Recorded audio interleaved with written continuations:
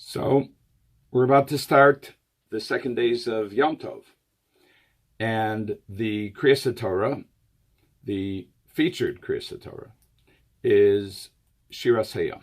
It begins with the words, Az Yashir Moshe Uvnei Yisrael Es Hashira Hazos Hashem. Then Moshe and the children of Israel sang this song to Hashem. We say this not only in Kriyas Torah on Pesach, but we also say the Shira every day in davening. In the morning davening, in Pesukei Zimra, we even call it Az Yashir. Why the Az? Az means then they sang. Then Moshe and the children of Israel sang. Well, everything in the Torah happens at a certain point. You know, when we were little kids in second or third grade, we would say, then I went to school, then I did this, then I did that. We would write that in our essays. But a sophisticated writer understands that there's a sequence to things. So why now does the Torah use a word that it rarely uses, which is uz? Then they sang. So Rashi, as is his way, frequently does not ask the question, but he answers it, and he implies the question. Rashi says, "Az Yoshir Moshe, Az Kishara'ah Hanes." When he saw the miracle, Allah bilibo Shioshir Shira, then he became inspired to sing the song. So in other words, Az implies some kind of triggering event. Now the Medrash ties this back to a different use of the word uz by Moshe, where Moshe says he's not happy with the way things unfolded. When God sends him to Paro and he says, Shalaches Ami, he says, send my people. And Shalaches Ami v'yochogili b'midbar, send my people out and they will celebrate to me, or they'll bring offerings to me in the desert. And things spiraled downward from then. And it creates a problem for Moshe. One might call it a crisis of confidence. He seems to lose confidence in his mission, in himself, maybe even in the Almighty. And he says, Moshe comes back to God and he says, Vayomer, Hashem, lama hariosa lamazeh, why have you done badly to this people? Lamazeh shlachtani, why did you send me? Moshe doesn't get it. Umei az basi el paro ledaber b'shmecha heira lamazeh. And from the time that I came to Paro to speak in your name, he made it worse. He made it bad for these people. V'hatzel lo hitzalta samecha, and you did not save your people. Now, implicit in this is that Moshe is expecting God one and done. He's expecting God to save his people.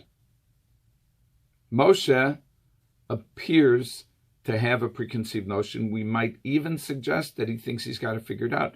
God's sending him on a mission. He tells him what to say. He follows the script. And it doesn't happen. What's the it? Well, he thinks the it is an immediate salvation. Well, guess what? He was wrong. Now, it's very difficult for us to sit in judgment of Moshe, but it's not we who are doing it. The Medrash actually says this. The Medrash says, Kach omar lifnei HaKadosh Baruch Hu.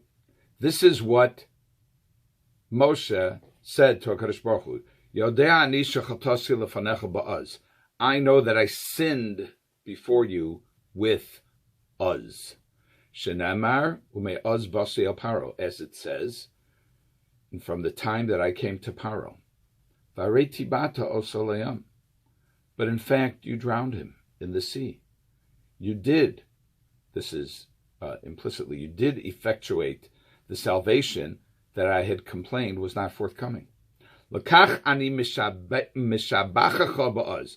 And that's why I am now praising you with uz. Hadahu dichsiv oz yoshir Moshe. This is now, this is what it says in the verse, oz yoshir Moshe. You could observe parenthetically that it doesn't seem that Moshe actually said the words uz, but the uz is a signal that the Medrash discerns to say, you know what? There is a balancing that's taking place. There was an error. And the error was in assuming that we know how God works. And assuming that when bad things happen, that they're really bad. Now, they're painful. There's absolutely no question about that. But in the end, the message of Uz Yashir is that precisely that which appears to us at the time to be bad and which we indeed suffer from turns out to be the means to our salvation. It also tells us that we do not understand how things work. We don't understand how God works. This is implicit. I've mentioned it before.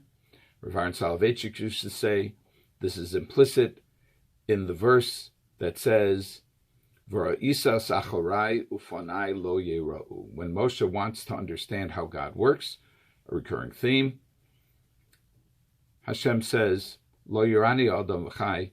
You can't live and understand me. It's impossible for human beings to understand the significance of events as they happen. That's ufanai lo yera'u.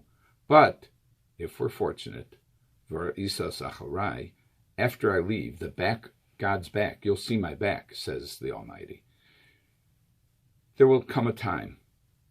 There'll come a time when we will understand how this all fits into the plan, and we will understand and appreciate and celebrate and sing at the salvation. Good Yom Tov, and looking forward to a speedy and complete redemption.